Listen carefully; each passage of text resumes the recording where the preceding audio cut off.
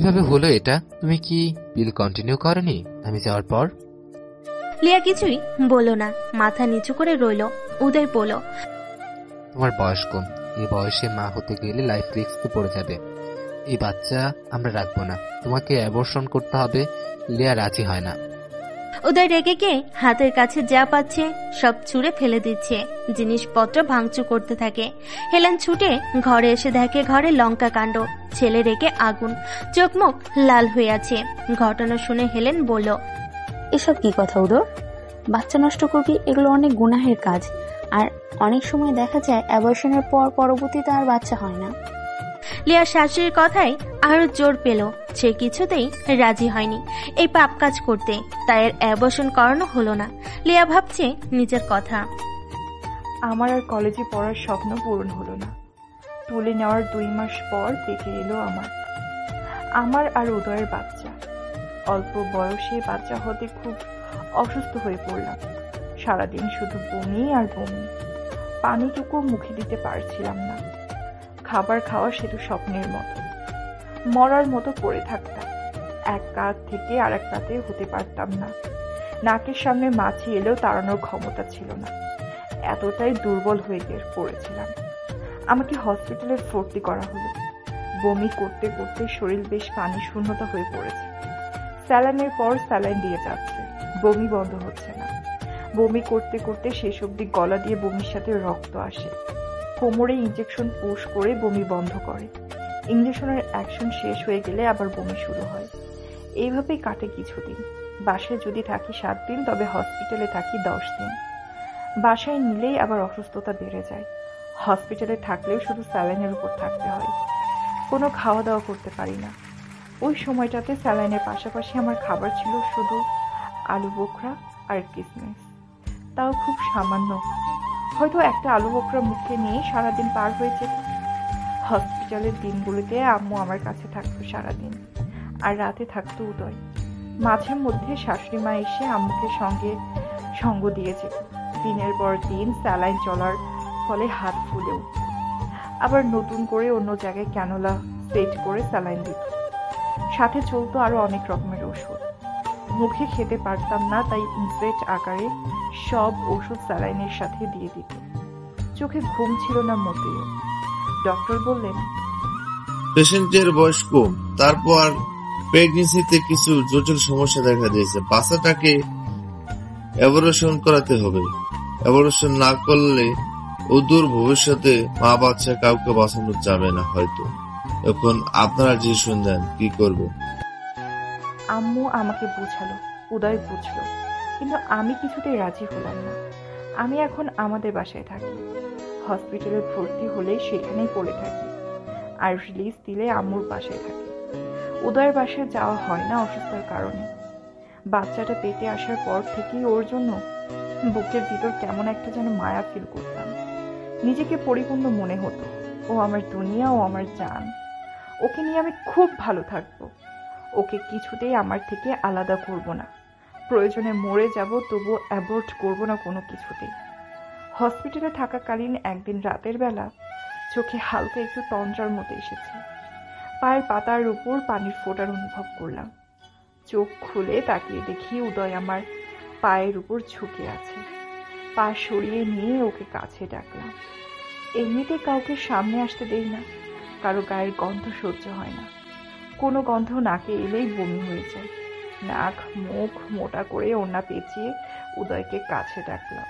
বললাম, কি হয়েছে, কাঁদছেন কেন? আমার কথার কোনো জবাব না দিয়ে আমার বুকে মাথা রেখে বাচ্চাদের মতো হু হু করে কেঁদে উঠল। আমি ওর মাথায় হাত বুলিয়ে দিলাম, চুলে বিড়ি কেটে দিয়ে জিজ্ঞেস করলাম, কি হয়েছে, কাঁদছেন কেন? বলল, বাচ্চাটা নষ্ট করে দাও, আমার কথাটা রাখো। বাচ্চাটা আমিও চাই, তবে তোমার বিনিময়ে না। তোমার কিছু হোক এটা আমি চাই না, তোমাকে ছাড়া আমি বাঁচব না। বলে আমার হাত ধরে অনুরোধ করে বলল, আমার কথাটা রাখো প্লিজ। আমি কিছুই বললাম না, অন্যদিকে মুখ ফিরিয়ে নিলাম। উদয় আমার মুখ ওর দিকে ফিরিয়ে এনে বলল, আমার কথাটা রাখবে না? আমি বললাম না বাঁচলে আমি আমার বাচ্চার জন্যই বাঁচবো, আর মরলেও ওর জন্যই মরবো। এই ব্যাপারে আমি আর কোনো কথা বলতে বা শুনতে চাই না। আমাকে না জানিয়ে যদি গোপনে কোনো ওষুধের মাধ্যমে কিছু করেন, তাহলে আমি সুসাইড করব বলে দিলাম। তখন আমাকে কেউ বাঁচাতে পারবে না। তারপর নিজের পেটে হাত রেখে বাচ্চাকে অনুভব করলো, আদর করলো লিয়া। 5 মাসের সময়ের দিকে আমি কিছুটা সুস্থ হই, একটু একটু খেতে পারি, নিজে উঠে বসতে পারি। তবে আগের মতোই কারোর গায়ের গন্ধ সহ্য হয় না। তাই বাসার সবাই একটু দ্রুত মেনটেন করেই চলে। এর সাথে কিছু নতুন উপসর্গ যোগ হলো। মসুরি ডাল, বার্গার তেল, যদিও গন্ধটা আমার নাকে আসতো তো সাথে সাথে বমি হয়ে যেত। তরকারি কষানোর সময় দরজা জ্বালানো বন্ধ করে বসে থাকি। লাক্স সাবানের গন্ধেও বমি আসে। এই 5 মাসে যে কাপড়গুলি পরে বমি করেছি সেগুলো দেখলেও বমি পায়। আম্মু এগুলো বুঝে সেইভাবে কাজ করত। আমার যেগুলোতে সমস্যা হতো সেগুলো চোখের সামনেও পড়তে দিত না। আমার রুমে কিং সাইজের বেড থাকার পরেও আমার বিছানায় উদয়ের জায়গা হতো না। উদয় ঘুমাতো একটু দূরে একটা লম্বা সোফায়। ও ওখানেই আমার সাথে থাকতো। সোফায় ঘুমাতো। ওর অনেক কষ্ট হয়, ঠিক মতো ঘুম হয় না, তবুও আমাকে ছেড়ে একদিনের জন্য বাসায় যায়নি। উদয় এখন কোনো কিছুতেই রাগ দেখায় না। ওর আমূল পরিবর্তন দেখে আমি কিছুটা অবাক হই। ওর এই পরিবর্তন কি আমার অসুস্থতা নাকি বাচ্চার মায়া, কোনটা? যে কারণেই হোক ওর পরিবর্তন আমার ভালো লেগেছে। আমার জন্য ওর এতটা মনোযোগ আগে কখনো দেখিনি। এতটা আমার ভালো লাগা, প্রশান্তি ছেয়ে যায় আমার মনে। আমি ওকে অল্প অল্প পছন্দ করতে শুরু করেছি, হয়তো ভালোবাসতেও শুরু করেছি। জিয়ানার জন্য মনের সব রাস্তা বন্ধ করে দিয়েছি, আর উদয়ের জন্য সব ভালোবাসার রাস্তা খুলে দিয়েছি। কারণ উদয় আমার সন্তানের বাবা, তার স্থান আমার কাছে সবার উপরে। গর্ভকালীন সময় যখন 7 মাস, তখন আবার নতুন উপসর্গ দেখা দিল। হালকা ব্লিডিং শুরু হলো, আর দিনে অন্তত 4 থেকে 5 বার জ্ঞান হারা হয়ে যায়। মাথায় পানি দিয়ে মাথার তালুতে তেল মালিশ করে হাত পায়ের তালু বার করে জ্ঞান ফিরিয়ে আনতো। হাত পায়ের তালু ঠান্ডা হয়ে যেত, হাত পায়ের তালুতে গরম তেল মালিশ করে দিত। এভাবেই চলছিল আমার প্রেগনেন্সির দিনগুলি। আমার শাশুড়ি এসে মাঝে মাঝে দেখে যায় আমাকে। সেও ভীষণ আমার উপর রাগ। ডাক্তারের কথা মতো আমি কেন বাচ্চাটা ফেলে দিলাম না। আমার এই ঘন ঘন জ্ঞান হারিয়ে ফেলা নিয়ে সবাই খুব চিন্তিত। ডক্টরের সাথে কনসাল্ট করলেও ডক্টর বলল, আমি তো বলেছিলাম বাচ্চাটাকে অ্যাভয়েড করতে, দেখা যাক কি হয়। বলে কিছু টেস্ট আর আল্ট্রাসোনোগ্রাফি করতে বললেন। আগের মেডিসিনগুলির সাথে আরো কিছু নতুন মেডিসিন অ্যাড করে দিলেন, আর সাবধানে থাকতে বললেন। রিপোর্ট নিয়ে আবার আসতে বললেন। আমি এখন ভাত খেতে পারি, প্রচুর ভাত খাই, আর কি দিয়ে খাই শুনলে সবাই হাসবে। শুধু টমেটো সালাদ দিয়ে ভাত খাই। যতক্ষণ পেট না ভরে আমি খেতেই থাকি। আমার পেটে যেন রাজ্যের ক্ষুধা নেমে এসেছে। উদয় অফিস থেকে ফেরার সময় আমার জন্য বিভিন্ন ধরনের খাবার নিয়ে আসে। সেগুলোর মধ্যে কোনটা একটু খাই, কোনোটা ধরেও দেখি না। এভাবেই কেটে গেল আরো কিছুদিন। আমি আবার বিছানায় পড়ে গেলাম। শরীর ভীষণ অসুস্থ হয়ে পড়ল। নিঃশ্বাস নিতে কষ্ট হচ্ছিল। সেই যে কি কষ্ট, মনে হচ্ছিল আমি মারা যাচ্ছি। তাড়াতাড়ি আমাকে হসপিটালে ভর্তি করানো হলো। ডক্টর চেক করে বললেন, অতিরিক্ত ব্লিডিং হচ্ছে, এখন ওটি করতে হবে। ব্লাড অ্যারেঞ্জ করতে বললেন। Blood group AB positive. Uday অফিসে ছিল, ওকে দ্রুত হসপিটালে আসতে বলা হলো। কনসার্ট ফর্মে সিগনেচার করানো হলো। আমাকে ওটিতে নিয়ে যাওয়ার সময় উদয় আমার হাত ধরে অনেক কান্না করল। আব্বু আম্মু কাঁদছে। শ্বশুর বাড়ির সবাই খবর পেয়ে চলে এলো। আমাকে ওটির ভিতরে নিয়ে গেল। উদয় খুব কাঁদছে ওর মাকে ধরে। মা বলো না, লিয়ার কিছু হবে না তো? লিয়া আর আমার বাচ্চাটা বাঁচবে তো? হেলেন বলল, আল্লাহর কাছে দোয়া কর, নিশ্চয়ই দুজনই বেঁচে ফিরবে। হেলেন নিজেও ছেলের কান্না দেখে কাঁদছে। একজন নার্স বেরিয়ে এলে লিয়ার আম্মু কাঁদতে কাঁদতে তাকে জিজ্ঞেস করলো, আমার মেয়ের কি খবর? সিস্টার বলল, এখনো কিছু বলা যাচ্ছে না, তবে বাচ্চার 3 কেজি কম ওজন হলে অনেক সমস্যা হয়। সিস্টার চলে গেল তার নিজের কাজে। সবাই আল্লাহর কাছে দোয়া করতে লাগলো। ঘন্টাখানেক পর ডক্টর বেরিয়ে এসে জানালো, ছেলে বাচ্চা হয়েছে, বাচ্চা ভালো আছে। মিজানুর রহমান বলল, আমার মেয়ে কেমন আছে? বাচ্চার মায়ের অবস্থা খুব খারাপ, ব্লিডিং বন্ধ হচ্ছে না। 5 ব্যাগ রক্ত দেওয়া হয়েছে, কিন্তু রক্ত শরীরে থাকছে না। ওদের জোরে চিৎকার করে কেঁদে ফেল। ডক্টরের হাত ধরে বলল, যেভাবেই হোক আমার স্ত্রীকে বাঁচান। আমরা সিস্টার কোনো ত্রুটি করছি না, বাচ্চাকে অক্সিজেন দেওয়া হচ্ছে। অনেক সময় পর লিয়ার ব্লিডিং বন্ধ হয়েছে। 9 ব্যাগ রক্ত দেওয়া হয়েছে ওকে। এখন সে বিপদমুক্ত বলে গেল ডাক্তার। শুনে সবাই খুশি হলো, বিশেষ করে উদয়। বউ বাচ্চা ভালো আছে শুনে সে মহা খুশি। লিয়ার আব্বু আম্মু খুশিতে কেঁদে ফেল। আল্লাহর অশেষ মেহেরবানিতে আমার বাচ্চা আর নাতি ভালো আছে। আল্লাহর কাছে সবাই শুকরিয়া জানালো। নিজের জীবনে পরোয়া না করে নিজের জীবন বিপন্ন হবে যেন বাচ্চাটা গর্ভে ধরে রেখেছে লিয়া। নিজের থেকে আলাদা হতে দেয়নি। প্রেগনেন্সিতে অনেক কমপ্লিকেশন থাকার পরও নষ্ট করতে দেয়নি বাচ্চাটাকে। সবার অনেক রিকোয়েস্ট ইগনোর করে ধমক খেয়েও নিজের সিদ্ধান্তে অটল ছিল সে। না খেয়ে না ঘুমিয়ে অমানসিক শারীরিক কষ্ট সহ্য করেছে লিয়া। গর্ভে আসার পর থেকে লিয়া বাচ্চাটার প্রতি দুর্নিবার আকর্ষণ অনুভব করত। 7 মাসের পর থেকে চিত হয়ে শুতে পারত না, কাত হয়ে শুতে পারত না। কি যে কষ্ট হতো। তখন বালিশে হেলান দিয়ে বসে থাকতো সারা রাত। 8 মাসের শেষের দিকে সিজারিয়ান অপারেশনের মাধ্যমে জন্ম দিল এক ছেলে শিশুর। গর্ভাবস্থায় এত মাস কষ্ট করার পর বাচ্চা জন্ম দিয়েও মৃত্যুর সাথে পাঞ্জা লড়েছে লিয়া। মরতে মরতে বেঁচে গেছে সে। মৃত্যুর খুব কাছ থেকে ফিরে এসেছে। সবার দোয়ায় আর ভালোবাসায় মৃত্যু দুয়ার থেকে ফিরে এসেছে সে। সেদিনে সেই ছোট্ট লিয়া আজ সদ্য জন্মানো ফুটফুটে এক পুত্র সন্তানের মা। একটি সুস্থ ছেলে শিশুর জন্ম দিয়েছে আজ সে। নারীর জন্ম সার্থক হলো আজ। ওর নারী জন্ম মাতৃত্বের মাধ্যমে পূর্ণতা পেল এক অন্যরকম সুখ। দুনিয়ার কোনো কিছুর সাথে এ সুখের তুলনা হয় না। মাতৃত্বের সুখের কাছে সব সুখ তুচ্ছ। লিয়ার পরিবার আর উদয়ের পরিবারের সবাই খুব ভয় পেয়েছিল লিয়ার ক্রিটিক্যাল অবস্থা শুনে। যখন শুনেছে লিয়ার শরীর থেকে রক্ত বেরিয়ে যাচ্ছে, ব্যাগের পর ব্যাগ রক্ত দিয়েও অবস্থার কোনো উন্নতি হচ্ছে না, তখন লিয়ার মা বাবা চিৎকার করে কেঁদেছিল।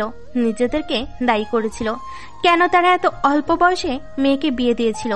সেদিন কেন বিয়ে দিতে জোরালোভাবে মানা করেনি। লিয়ার মায়ের কান্নায় গাছের পাতাও যেন ঝরে পড়েছিল। মাটিতে লুটিয়ে কেঁদেছিল আফরোজা। এত আদরের বাচ্চা মেয়েটাকে মৃত্যুর দিকে ঠেলে দিয়েছে। আজকের এই লিয়ার অবস্থার জন্য তারাই দায়ী। তারা তাদের মেয়ের হত্যাকারী এই বলেছে আর কেঁদেছে। হেলেন নিজেও কেঁদে কেঁদে আল্লাহর কাছে অনেক দোয়া করেছে যেন মেয়েটার প্রাণে বেঁচে যায়। আজকে লিয়ার এই অবস্থার জন্য নিজেও অনেকাংশ দায়ী। সেদিন যদি সেই কুটচাল না চালতো তবে হয়তো মেয়েটা আরো কিছুদিন সময় পেত গর্ভ ধারণ করতে, তাহলে আজকের এই সংকটের সৃষ্টি হতো না। উদয় একেবারেই ভেঙে পড়েছিল। উদয়ের পৃথিবী যেন থমকে গেছিল। প্রতি নিঃশ্বাসে সে আল্লাহর কাছে প্রার্থনা করেছে লিয়ার জীবন বাঁচিয়ে দেওয়ার জন্য। ওর লিয়াকে ওর কাছে ফিরিয়ে দিতে কেঁদে কেঁদে ফরিয়াদ করেছে আল্লাহর দরবারে। অবশেষে আল্লাহ সবার প্রার্থনা মঞ্জুর করেছেন। লিয়া ফিরে এসেছে সবার মাঝে। মা বাচ্চা দুজনেই ভালো আছে। এই কথা শোনার পর উদয়ের দেহে যেন প্রাণ ফিরে এলো। 7 দিন পর বাচ্চাকে নিয়ে হসপিটাল থেকে বাড়ি ফিরল লিয়া। সাধারণত সিজার করার পর মা বাচ্চা 3-4 দিন পর বাসায় ফিরে যায়, কিন্তু উদয় লিয়াকে হসপিটালে রেখেছে ব্যান্ডেজ খোলা পর্যন্ত। সে কোনো রিস্ক নিতে চায়নি। এমনিতেই লিয়ার ওপর দিয়ে অনেক ঝড় বয়ে গেছে। অনেক দুর্বল সে। ওর আরামের দরকার অনেক। লিয়ার বাচ্চাটা পেটে আসার পর থেকে উদয় দেখে আসছে ওর অসহনীয় কষ্ট। কি দুর্বিষহ কষ্ট সহ্য করেছে এই বাচ্চাটাকে দুনিয়াতে আনতে। মায়েরা বুঝি এমনই হয়। মায়ের স্নেহ মমতার কোনো তুলনা হয় না। মা তার সন্তানের জন্য ঢাল স্বরূপ। এজন্যই সবাই বলে মা আল্লাহর তরফ থেকে শ্রেষ্ঠ নিয়ামত, শ্রেষ্ঠ উপহার। মা বাচ্চাটাকে হসপিটাল থেকে বাসায় আনার 1 সপ্তাহ পর খুব ধুমধাম করে বাচ্চার আকিকার অনুষ্ঠান করা হয়। আকিকার দিন সকাল থেকে রাত পর্যন্ত 3 বেলা গরিব মিসকিনদের খাবার খাওয়ানো হয়, ছোট ছোট ছেলে মেয়েদের মাঝে কাপড় বিতরণ করা হয়, টাকা পয়সা দান করা হয়, মাদ্রাসায় খাবার রান্না করে ডেক সহ পাঠিয়ে দেওয়া হয়। লিয়া সারাক্ষণ বাচ্চাটাকে কোলে নিয়ে বাচ্চাটার মুখের দিকে স্নেহের দৃষ্টিতে তাকিয়ে থাকতো। কি মায়া ভরা ছোট্ট একটা মুখ, ছোট্ট দুটি চোখ দিয়ে পিটপিট করে তাকায়, আবার ঘুমিয়ে পড়ে। গোলাপি পাতলা দুটি ঠোঁট, ছোট ছোট হাত পা, বারবার ছুঁয়ে দেখে আর আবেগ আপ্লুত হয়ে পড়ে। বাচ্চার মুখের দিকে তাকালে পরম মমতায় ওর বুকটা ভরে যেত। মনে মনে ভাবে এটাই ওর পৃথিবী, এই পৃথিবীকে ঘিরে সে বেঁচে থাকবে যতদিন তার হায়াত আছে। নিজের মনেই বাচ্চাটার নাম দেয় আয়ুষ। আমার আশেপাশে শুধু আমার আয়ুষ থাকলেই হবে, আর কিছু চাই না। উদয় অফিস থেকে ফিরেই ফ্রেশ হয়ে বাচ্চাকে কোলে নিয়ে বসে থাকতো, চেয়ে থাকতো বেবির মুখের দিকে। একটা ভালো লাগা কাজ করতো ওর ভিতর। বাচ্চাটার কচি মুখ ওর ভিতরটাকে আন্দোলিত করত, খুশিতে ভরিয়ে রাখতো ওকে। অফিসে কাজ করার সময় বারবার করে ভিডিও কল করে বাচ্চাটাকে দেখতো। বাচ্চাটার সাথে সাথে উদয়েরও নতুন জন্ম হয়েছে, এ এক নতুন উদয়। কোনো কিছুতেই আর সে রেগে যায় না, বরং অনেক শান্ত ধীর স্থির হয়েছে, দায়িত্বশীল হয়েছে। বাচ্চাটা ওদের দুজনের সম্পর্কটাকে মজবুত করেছে, সেতু বন্ধন তৈরি করেছে। লিয়া এখন উদয়কে ভালোবাসে, কেয়ার করে, আর এখন ওরা একে অপরকে বুঝে, খুব ভালোভাবেই বোঝে। লিয়ার উদয় দুজনে মিলেই লিয়ার পছন্দের নাম রেখেছে আয়ুষ। উদয়েরও নামটা খুব পছন্দ হয়েছে। লিয়ার উদয়ের ছেলে আয়ুষী এখন ওদের জীবন। অফিসে থাকলে ঘন্টায় ঘন্টায় ফোন করে খোঁজ নেই লিয়া কি করছে, আয়ুষ কি করছে, আয়ুষ বেশি বিরক্ত করছে কিনা। তারপর বলে, একটু ধৈর্য ধরে আয়ুষকে রাখো, অফিস থেকে ফিরে আমি রাখবো আয়ুষকে, না হয় মায়ের কাছে দিয়ে এসে তুমি একটু ঘুমিয়ে নাও। মাঝে মাঝে শাশুড়ি মা নিজে থেকে নিয়ে যায় আয়ুষকে, বলে যায়, তুমি বিশ্রাম করো, বাবুর খাওয়ার সময় হলে তোমার কাছে দিয়ে যাব। এইভাবে চলছিল লিয়ার দিনকাল। কখনো মায়ের বাসায়, কখনো শ্বশুর বাড়ি। কিন্তু লিয়া যেখানে থাকুক, উদয় একদিনের জন্য লিয়াকে ছাড়া কোথাও থাকেনি। লিয়ার আয়ুষ যেখানে, উদয়ও সেখানে। লিয়ার আর কলেজে ভর্তি হওয়া হলো না। আফসোসও পড়তে চেয়েছিল। সব চাওয়া সব সময় পূরণ হয় না, কিছু চাওয়া আজীবন অপূর্ণই থেকে যায়। একটা দীর্ঘশ্বাস বেরিয়ে আসে ওর ভিতর থেকে। জীবনে কি পেয়েছিলাম, কি চেয়েছিলাম, আর কি পেয়েছি আর কি পেলাম, সে হিসাব এখন আমার মিলাতে বসি না। আমার সব অপূর্ণতা, সব ব্যর্থতা, না পাওয়ার যত কষ্ট, সব আমাকে ভুলিয়ে দিয়েছে আমার আয়ুষ। ওর মুখের দিকে তাকালে আমার সব কষ্ট দূর হয়ে যায়। সারাদিন ওকে নিয়েই কেটে যায়।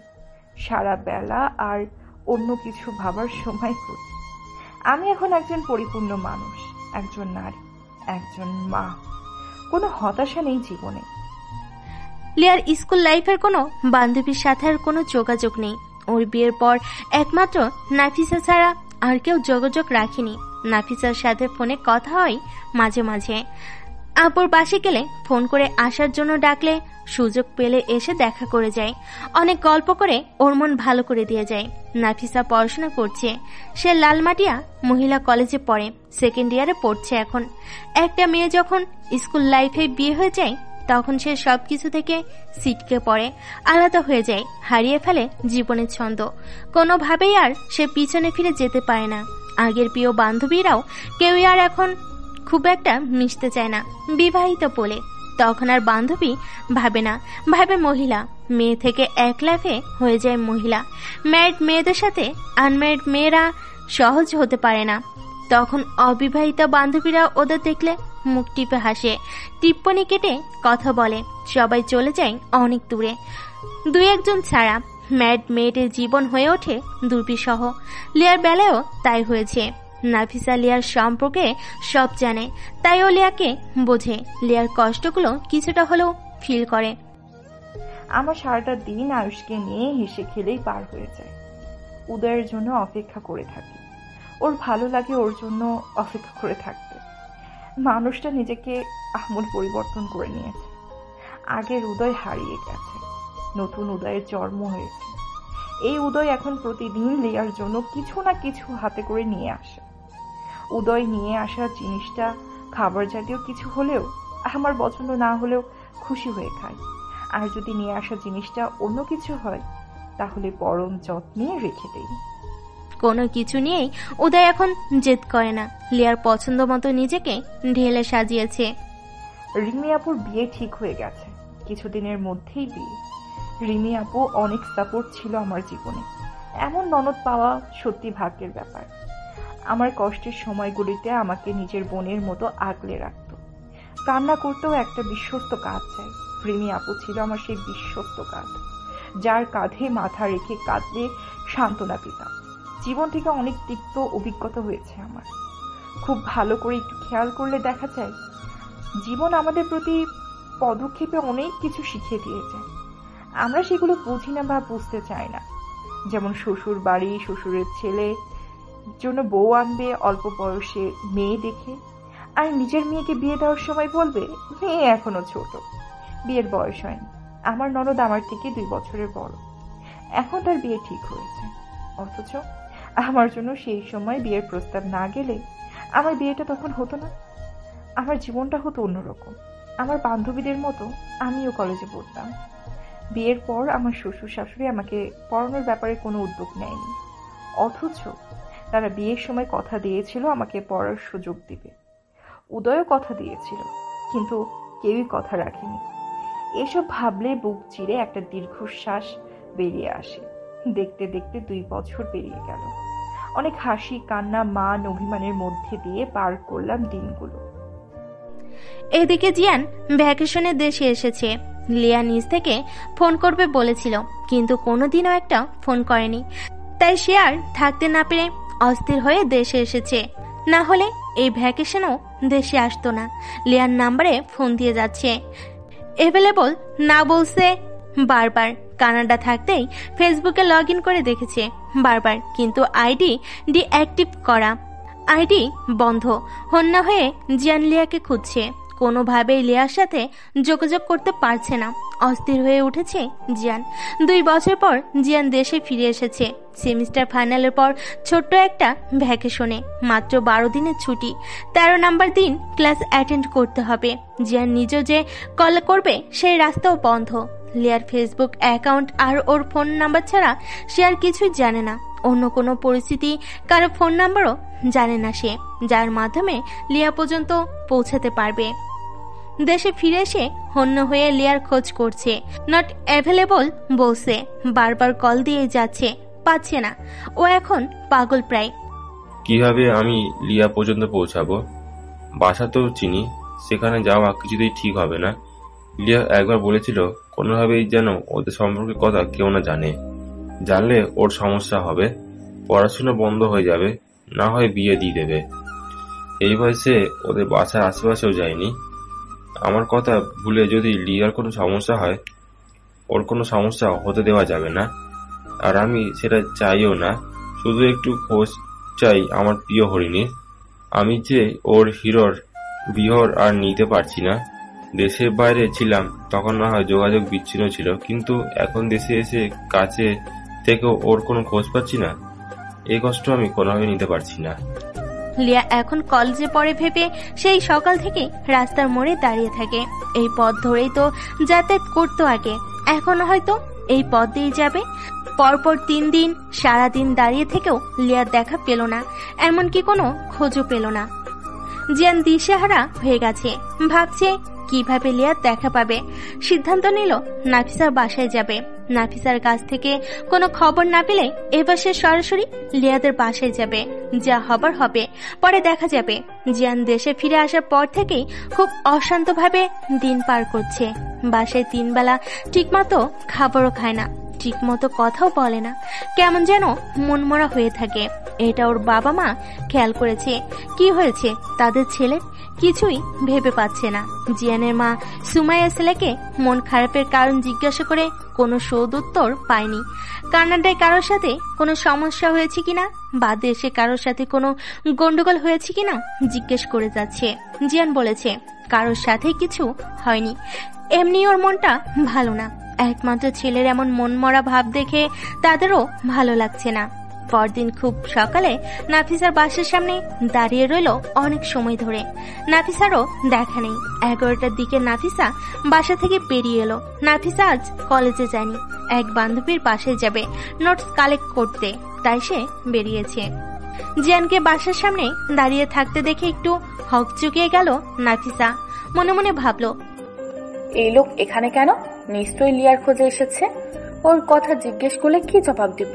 লিয়াকে না জিজ্ঞেস করে কিছু বলা কি ঠিক হবে? কিছু না বললে তো সমস্যা আরো বাড়বে, বই কমবে না। হাই আল্লাহ, এখন আমি কি করব? নানান কথা ভাবছে সে। দেখা যাক কি বলতে চায় লোকটা, তখন সাপ সাপ বলে দিবে সব, কিছুই লুকাবো না। এখন আর কোনো কিছুই সম্ভব না, গেম ওভার। জিয়ান নাফিসার সামনে এসে সালাম দিয়ে জিজ্ঞেস করলো, কেমন আছো? নাফিসা সালামের জবাব দিয়ে বলল, আমি ভালো আছি। আপনি ভালো আছেন? কবে ফিরলেন? কানাডায় আপনার পড়াশোনা কেমন চলছে? জিয়ান সে কথার জবাব না দিয়ে সরাসরি বলল, ইয়ারফোন বন্ধ। ও কি নতুন নাম্বার নিয়েছে? ওর সাথে তো কোনোভাবে যোগাযোগ করতে পারছি না। ও নতুন নাম্বারটা দেন প্লিজ। লিয়াকে আর খুঁজবেন না ভাই, ওকে খুঁজে কোনো লাভ নেই। ওর বিয়ে হয়ে গেছে। ওর সাথে আর যোগাযোগের চেষ্টা করবেন না, ওকে ডিস্টার্ব করা ঠিক হবে না। ওর সংসার জীবনে নতুন করে ঝড় তুলবেন না। অনেক দুঃখ কষ্টের পর সংসারে মন বসেছে মেয়েটার। জিয়ানের তো মাথা ঘুরে গেল। বলে কি এই মেয়ে? নিজের কানকেও বিশ্বাস করতে পারছে না। কি বলছেন এসব যাতা? এ হতেই পারে না, আমি বিশ্বাস করি না। এ ধরনের আর কি করবেন না প্লিজ। লিয়াকে আমি আমার নিজের চাইতেও বেশি ভালোবাসি। লিয়া আমার আর কারো না। আমরা একে অপরকে অনেক ভালোবাসি।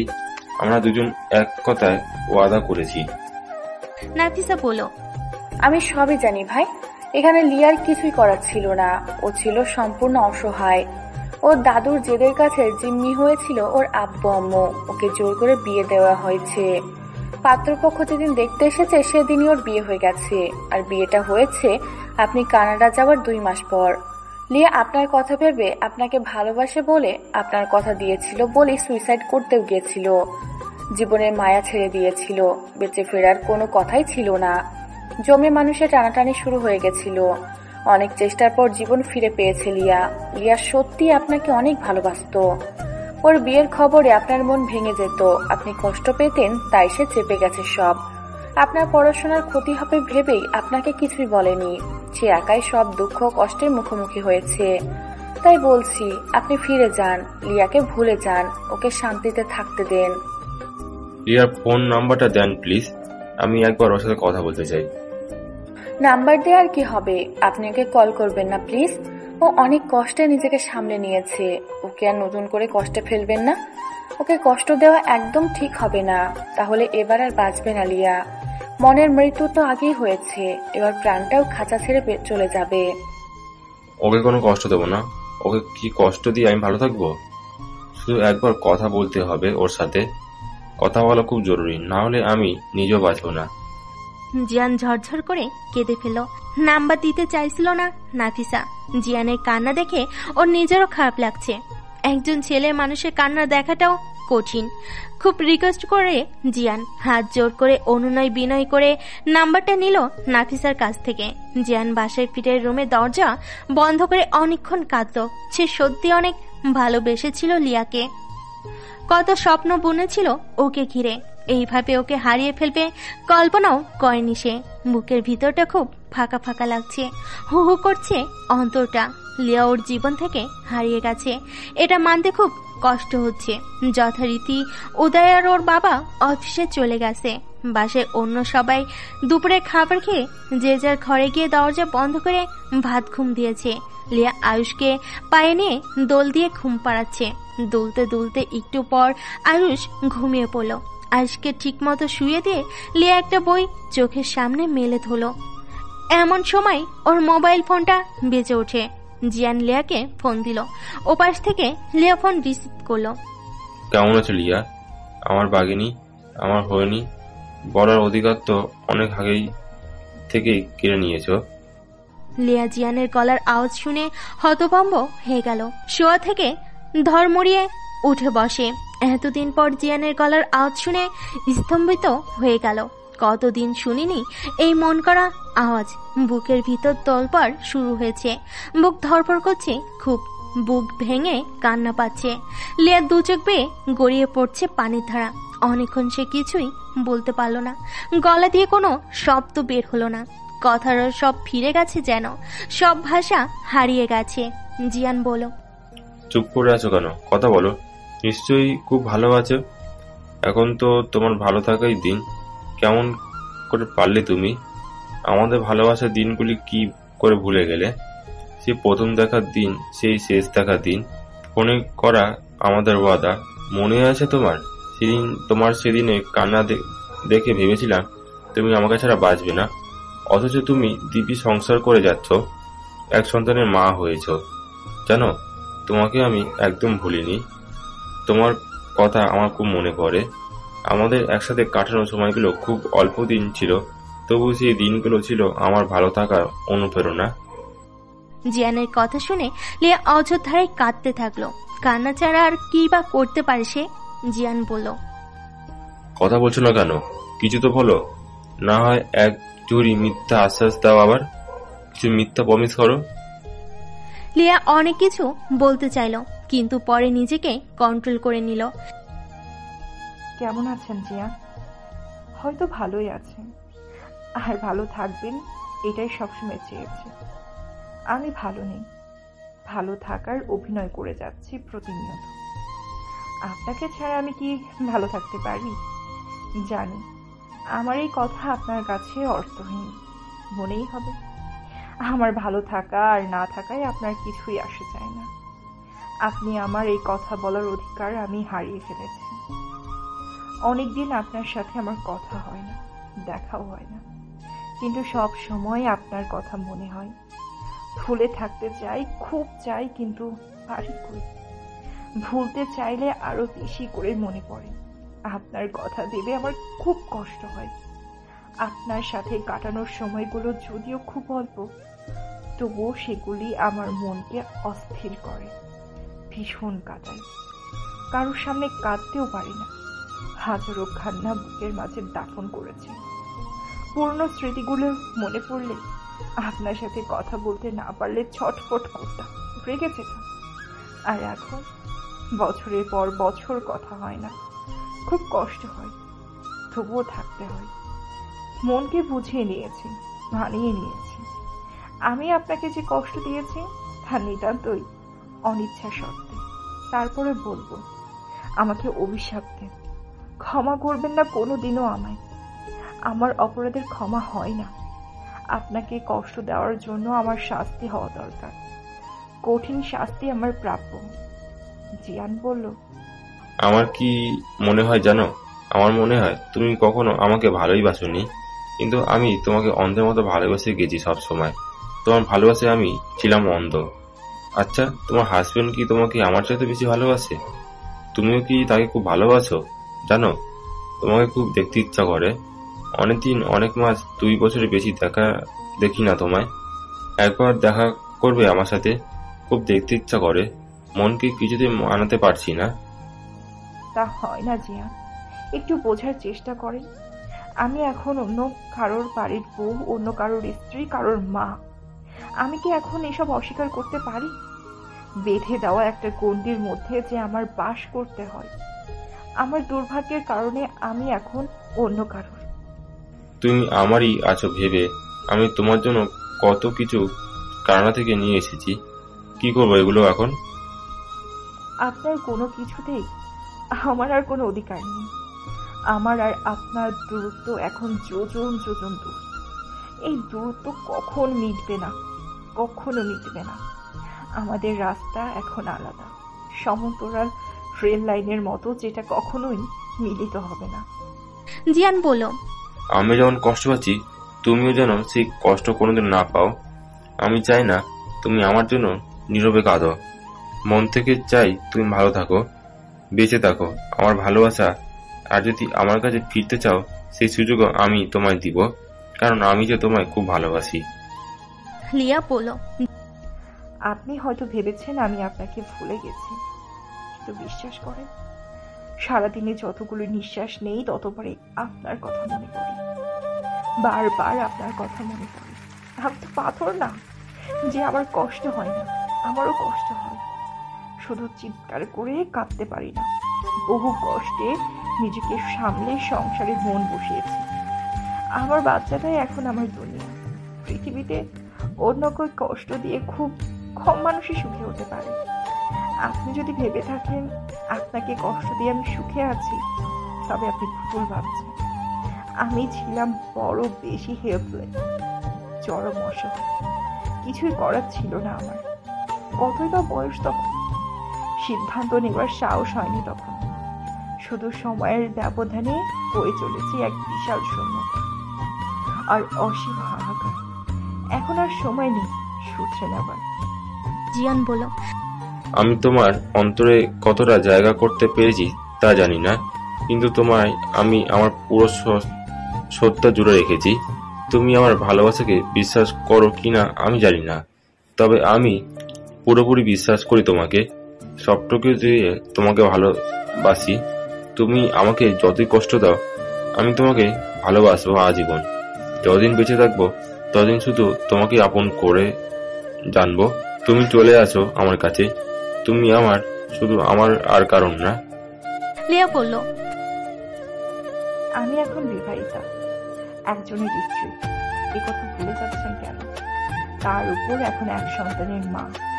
তুমি তোমার সন্তানই তোমাকে মেনে নেব। তুমি আমার কাছে ফিরে আসবে কিনা বলো। এখন আর তা হয় না জিয়ান। আপনি ভালো থাকবেন, পড়াশোনা শেষ করে ভালো চাকরি করবেন, বিয়ে করে সংসারে হবেন, আমাকে চিরদিনের মতো ভুলে যান। আমি এটাই চাই। তোমাকে ছাড়া আমি কেমন করে ভালো থাকবো লিয়া? 2 বছর পর কি ভেবে দেশে আসলাম, আর এসে কি দেখছি। কত স্বপ্ন নিয়ে দেশে এসেছি, সেটা কি তুমি জানো? আমাকে নিয়ে আর কোনো স্বপ্ন দেখবেন না। আমার আশা ছেড়ে দেন, আমাকে ভুলে যান। ধরে নেন লিয়া নামে কেউ আপনার জীবনে ছিলই না। না হয় মনে করবেন আমি মরে গেছি। মৃত মানুষ কি আর কখনো ফিরে আসে?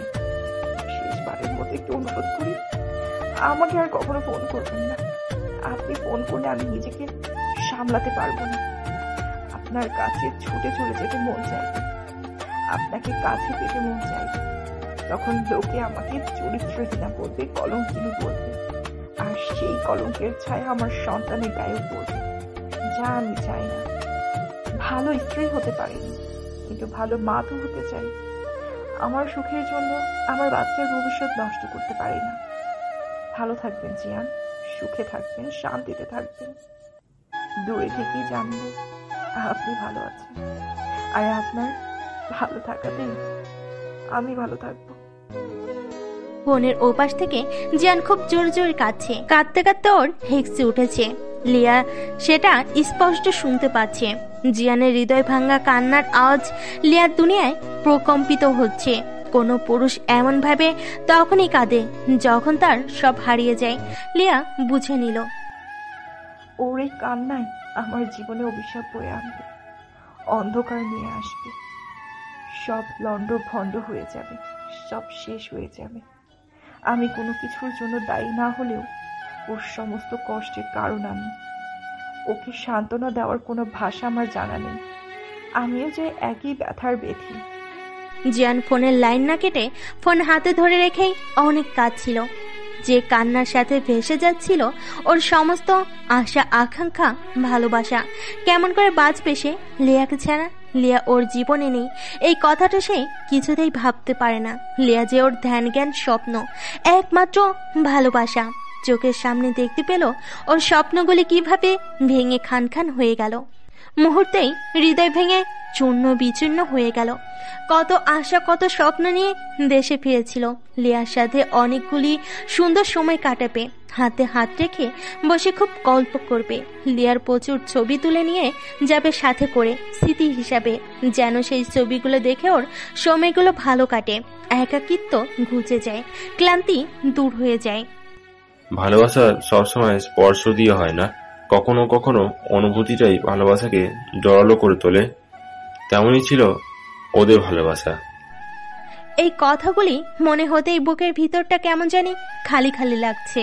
ভেবেছিল লিয়া এখনো পড়াশোনা করছে, আমার পড়া শেষ হওয়া পর্যন্ত যেটুকু পারে পড়ুক, আর আমি কানাডার পড়াশোনা শেষ করে এসে ওকে বিয়ে করে সাথে কানাডা নিয়ে ফিরবো। লিয়াকে নিয়ে ওখানেই সেটেলড হওয়ার ইচ্ছে ছিল ওর। পড়াশোনা আর কাজের ফাঁকে যেখানে যেখানে ঘুরেছে বন্ধুদের সাথে, পছন্দের জায়গাগুলোতে লিয়াকে নিয়ে আবার আসবে বলে সিদ্ধান্ত নিয়েছিল। মনে মনে বলতো, লিয়া, আমি কোনো সুন্দর জিনিস তোমাকে ছাড়া দেখতে চাই না, তোমাকে সাথে নিয়ে আমি এই সৌন্দর্য দেখতে চাই, সৌন্দর্যের মুগ্ধতা প্রকাশ করতে চাই। লিয়ার কথা মনে হতেই মনের মধ্যে পুলক অনুভব করত, শিহরিত হতো। পৃথিবীর সব সুখ তখনই নিজের মনে হতো যখন ভালোবাসার মানুষ ভালোবেসে পাশে থাকে। প্রিয়জন যদি পাশে থাকে মনে হয় পৃথিবীর সব সুখ আমারই কাছে। ভালোবাসা বুঝি তখনই সত্যি হয় যখন ভালোবাসার মানুষটি মনের মতো হয়। লিয়াও ছিল জিয়ানের তেমনই মনের মানুষ।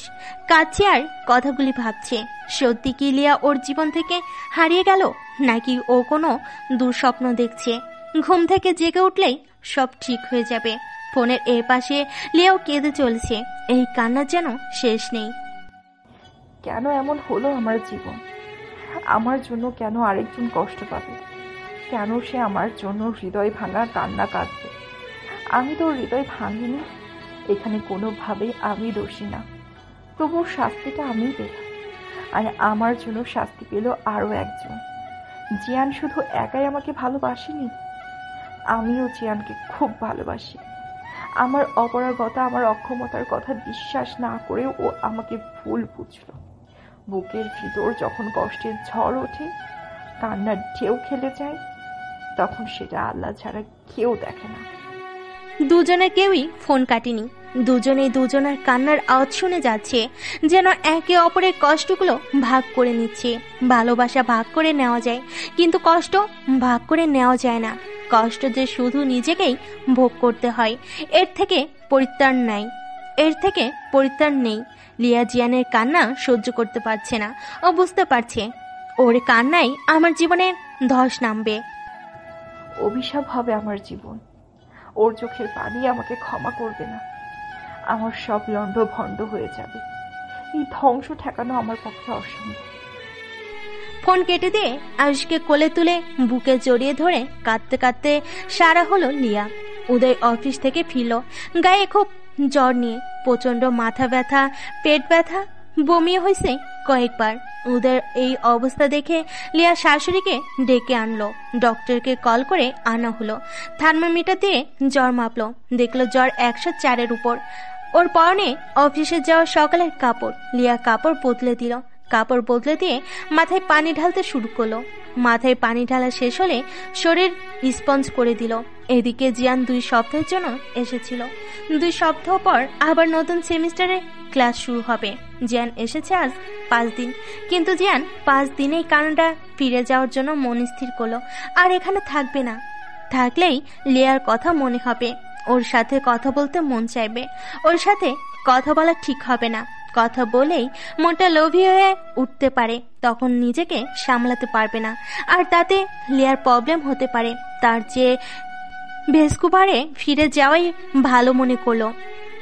জিয়ানের বাবা মা খুব মন খারাপ করলো, বলল, 2 বছর পর দেশে এলি, আর কটা দিন থেকে যা, আবার কতদিন দেখবো না তোকে কে জানে। তুই আমাদের একমাত্র সন্তান, তোকে খুব মিস করি আমরা। না আম্মু, আমার এখানে কিছু কাজ আছে, সেগুলো নতুন সেমিস্টার শুরু আগে শেষ করতে হবে। তোমার দেখতে ইচ্ছা করছিল, তাই এসে দেখে গেলাম। সামনের বছর ভ্যাকেশনে পারলে আবার আসবো। এয়ারপোর্টে দাঁড়িয়ে জিয়ান লিয়ার কথা ভাবছে। এত দূর থেকে আসলাম, কিন্তু একবার ওকে দেখতে পেলাম না। হায়রে নিয়তি বলে একটা দীর্ঘশ্বাস ছাড়লো জিয়ান। আরেকবার লিয়ার সাথে কথা বললে খুব মন চাইছে, শেষবারের মতো। অনেক দ্বিধার পর লিয়ার নাম্বারে কল দিল, কিন্তু ফোনটা সুইচ অফ বলছে। সেই ইচ্ছাটাও পূর্ণ হলো না। অনেক কষ্ট নিয়ে ফিরে গেল জিয়ান। বমি হচ্ছে বারবার, পেটে ব্যথা আছে ঠিকই, কিন্তু পেটের কোন অংশে ব্যথা সেটা বুঝতে পারছে না। একজন মেডিসিন বিশেষজ্ঞ ডাক্তার দেখানো হলো। ডাক্তার রোগীর হিস্ট্রি শুনে অনেক রকম টেস্ট করানোর জন্য লিখে দিলেন। জ্বর, মাথা ব্যথা, বমি, পেট ব্যথা কমার জন্য সাধারণ ওষুধ লিখে দিলেন, তবে উল্লেখযোগ্য কোনো ওষুধ দিলেন না।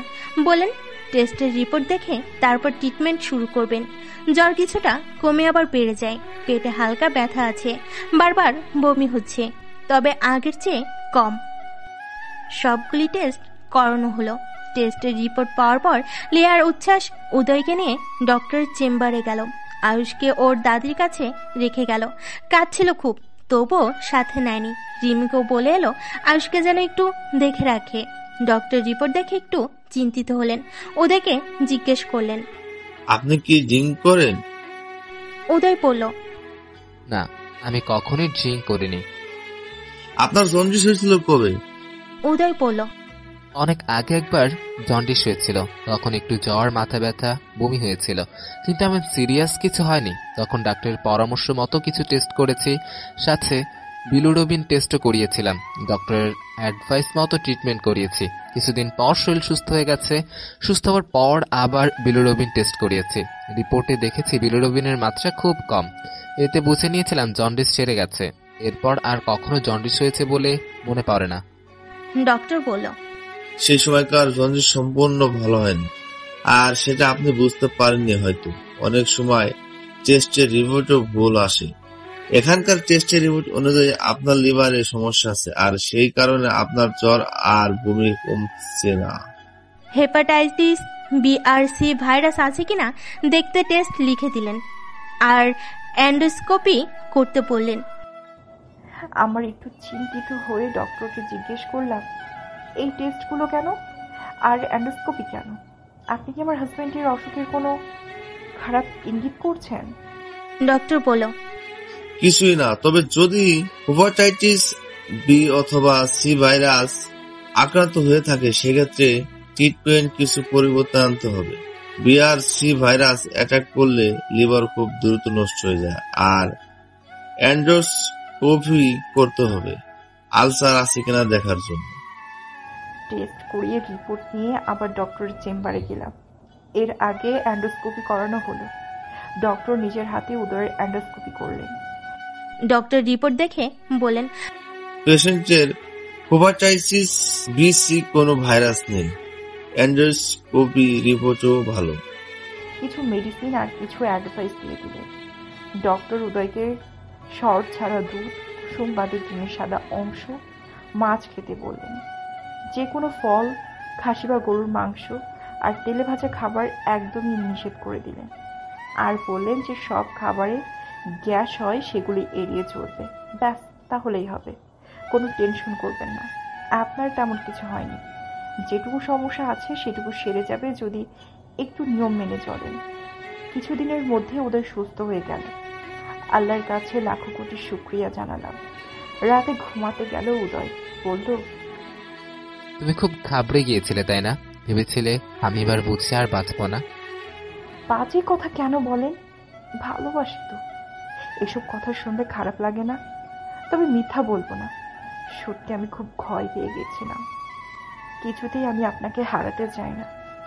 আপনার হাত ধরে অনেক দূর পর্যন্ত হেঁটে চলে যেতে চাই। আপনার ভালোবাসা পেতে চাই, আপনাকে ভালোবাসতে চাই। আপনি এই নেই কথা আমি কল্পনাও ভাবতে পারি না। বলতে বলতে লিয়ার চোখ অশ্রু সজল হয়ে উঠল। উদয় পরম মমতায় লিয়ার চোখের পানি মুছে দিল, কপালে গাঢ় চুমু দিল। আমিও তোমার সাথে জীবনের শেষ দিন পর্যন্ত বেঁচে থাকতে চাই। আমার জীবনের শেষ নিঃশ্বাস ত্যাগ করতে চাই তোমার কোলে মাথা রেখে। আমিও জীবনের বাকি দিনগুলো আপনার সাথে হেসে খেলে কাটাতে চাই উদয়। আপনার ভালোবাসায় সিক্ত হতে চাই, আষ্টে পৃষ্ঠে জড়িয়ে থাকতে চাই আপনার সাথে। কোনোভাবেই আপনাকে ছাড়া আমি বাঁচতে চাই না। আমার আয়ুষের উজ্জ্বল ভবিষ্যতের জন্য আয়ুষের বাবা নামক বট গাছটা যে খুব দরকার। আমার আয়ুষ আপনার হাত ধরেই জীবনের সামনের দিনগুলি গুটি গুটি পায়ে এগিয়ে যাবে। পিতৃ স্নেহে বেড়ে উঠবে ধীরে ধীরে। ওর মানসিক বিকাশে পরিবারের আনন্দ ঘন পরিবেশ লাগবে। বাবা, মা, দাদা, দাদু, চাচা, ফুপু সবার আদরে বেড়ে উঠবে আমার আয়ুষ। উদয় লিয়াকে বুকে টেনে নিল, ভালোবেসে এক হয়ে পাশে থাকার প্রতিশ্রুতি দিল। লিয়া উদয়ের বুকে বিড়ালের মতো গুটিসুটি মেরে ওকে জড়িয়ে ধরে পড়ে রইল। উদয় ওর পিঠে হাত বুলিয়ে দিতে থাকে। এরপর ভালোবাসাবাসির সুখের রাজ্যে হারিয়ে গেল ওরা। রিমির বিয়ের ডেট এগিয়ে এলো। বাড়িতে সাজ সাজ রব। অনেক কেনাকাটা করলো ননদ ভাবি মিলে। প্রায় প্রতিদিন শপিং করতো দুজনে। রিমির নিজের জন্য, ওর বরের জন্য দোকানের সেরা জিনিসগুলি বেছে বেছে কিনে আনলো ওরা। বাসার সবার জন্য কেনাকাটা করলো। খুব জমকালো আনন্দের মধ্য দিয়ে রিমির বিয়ে হয়ে গেল। বিয়ে শেষে রিমির বিদায় দিতে গিয়ে লিয়া খুব কাঁদলো। ও রিমিকে খুব ভালোবাসে, নিজের বোনের মতো মনে করে। রিমি ছিল ওর সুখ দুঃখের সাথী। রিমি আপুর হাজবেন্ড ও তার ফ্যামিলি আমেরিকায় থাকে, সেখানে তাদের বিজনেস আছে। আপুকেও সাথে করে নিয়ে যাবে ওখানে। আপু চলে গেলে একদম একা হয়ে যাবে সে। আপু চলে যাওয়ার পর গল্প করে সময় কাটানোর কেউ থাকবে না, তাই লিয়ার খুব মন খারাপ। রিমি আপু আমেরিকায় চলে গেলে সহজে দেশে আসবে না। বাংলাদেশে হলে মাসে 2 বার হলেও একবার আসতো। এখন তো যাবে 7 সমুদ্র 13 নদীর ওই পারে। সেখান থেকে আসতে গেলে বছর পেরিয়ে যাবে অথবা তারও বেশি। রিমি খুব মমতায় আয়ুষকে লিয়াকে জড়িয়ে ধরে কাঁদলো। কেঁদে কেঁদে সবার কাছ থেকে বিদায় নিল। উদয়ের লিয়া অশ্রুসিক্ত নয়নে রিমিকে গাড়িতে তুলে দিল। রিমি চলল স্বামীর বাড়ির পথে, পিছনে ফেলে গেল সব আপনজনদের। স্বামীর বাড়ির নতুন মানুষগুলি হবে এখন থেকে ওর আপনজন। এদিকে জিয়ান খুব মন খারাপের মধ্য দিয়ে দিনগুলি পার করছে। পড়াশোনার আগের মতো মনোযোগ নেই, খাওয়া দাওয়া ঠিক মতো করে না, উদ্ভ্রান্তের মতো চলাফেরা করে। উস্কো খুস্কো চুল, মলিন মুখ, উদাস দুটি চোখ, কোনো কিছুতেই চঞ্চলতা নেই। খাবার না খেলেও বেশ কয়েকবার কফি খাওয়া হয়ে যায় টেনশন কাটাতে, যেটা সে বেশি মাত্রায় আগে কখনোই খেত না। ওর বন্ধুরা কি হয়েছে সেটা জানার অনেক চেষ্টা করছে, কিন্তু জিয়ান কোনো কথাই বলেনি কাউকে। ওর বন্ধুরা কি হয়েছে সেটা জানার অনেক চেষ্টা করেছে, কিন্তু জিয়ান কোনো কথাই বলেনি কাউকে। নিজের জীবনের ব্যর্থতার গল্প সে কাউকে শোনাতে চায় না। দুর্ভাগ্যকে মেনে নিয়ে কোনো রকমে দিনগুলি পার করছে জিয়ান। লিলিয়ান নামের এক ব্রিটিশ তরুণী জিয়ানের সাথে একই ভার্সিটিতে পড়াশোনা করে। ওর 1 বছর জুনিয়র। বন্ধুরা সবাই মেয়েটিকে লিলি বলে ডাকে। লিলি বাবা মায়ের একমাত্র মেয়ে। ওরা খ্রিস্টান ধর্মাবলম্বী। লিলির বাবা প্রতিষ্ঠিত একজন ব্যবসায়ী। লিলির বাবা মায়ের ডিভোর্স হয়ে গেছে সে যখন ছোট ছিল তখন। স্বামী স্ত্রী দুজনের বনিবনা না হওয়াতে মিউচুয়াল আন্ডারস্ট্যান্ডিং এর মাধ্যমে ডিভোর্স হয়ে যায়। লিলিকে ওর বাবা নিজের কাছে রেখে দিয়েছে। সে দ্বিতীয়বার আর বিয়ে করেনি। লিলির মা অন্যত্র বিয়ে করে নিয়েছে, তাই লিলি ওর মাকে দেখতে পায় না। লিলির ধারণা ওর মা ভীষণ স্বার্থপর, ওকে ছোটবেলায় একা করে রেখে চলে গিয়ে নিজের সুখের ঠিকানা খুঁজে নিয়েছে, তাই ওর মায়ের সাথে আর কখনো দেখা করতেও যায়নি। লিলির বাবাই ওর দুনিয়া। লিলি দেখতে বেশ সুন্দরী, টল ফিগার, নীল চোখ, ধনুকের মতো বাঁকা ভুরু যুগল, খাড়া সরু নাক, উচ্চতায় প্রায় জিয়ানের সমান, ঘাট পর্যন্ত লেয়ার কাট দেওয়া গোল্ডেন চুল। বেশ স্মার্ট সে। যে কোনো পুরুষ লিলির প্রেমে পড়তে চাইবে, সে এতটাই গুড লুকিং। জিয়ানের সাথে ওর কয়েকজন ফ্রেন্ডের খুব ভাব, তাদের মধ্যে লিলিয়ান একজন। লিলি 1 বছরে জুনিয়র হলেও জিয়ানের খুব ভালো ফ্রেন্ড সে। লিলি জিয়ানকে খুব পছন্দ করে, মনে মনে ভালোবাসে, কিন্তু কখনো জিয়ানকে বলেনি নিজের মনের কথা। মনে মনে ভাবে, যদি মুখে বলি ভালোবাসি, তখন যদি বন্ধুত্ব নষ্ট হয়ে যায়। বন্ধুত্ব হারানোর ভয়ে আর বলা হয়ে ওঠে না। হয়তো কোনোদিন জিসান আমার ভালোবাসা বুঝবে, নিজ থেকেই বলবে ভালোবাসি। কিন্তু জিয়ান সে পথে হাঁটেনি কখনো, কারণ জিয়ানের একমাত্র ভালোবাসা লিয়া। ওকে এখনো মন থেকে মাথা থেকে দূরে সরাতে পারেনি, বলতে পারছে না কিছুতেই। জিয়ানের মন খারাপ দেখে লিলিয়ানেরও খুব খারাপ লাগে। বারবার জিজ্ঞেস করো মন খারাপের কারণ উদ্ধার করতে পারেনি, তাই সে একটু বেশি সময় জিয়ানের পাশাপাশিই থাকে, যেন ওর মন ভালো করতে পারে। মন খারাপের কারণ যাই হোক না কেন, একসময় অন্ধকার কেটে গিয়ে ঝলমলে আলোর দেখা পাবে, এই আশায় জিয়ানের আশেপাশেই থাকে।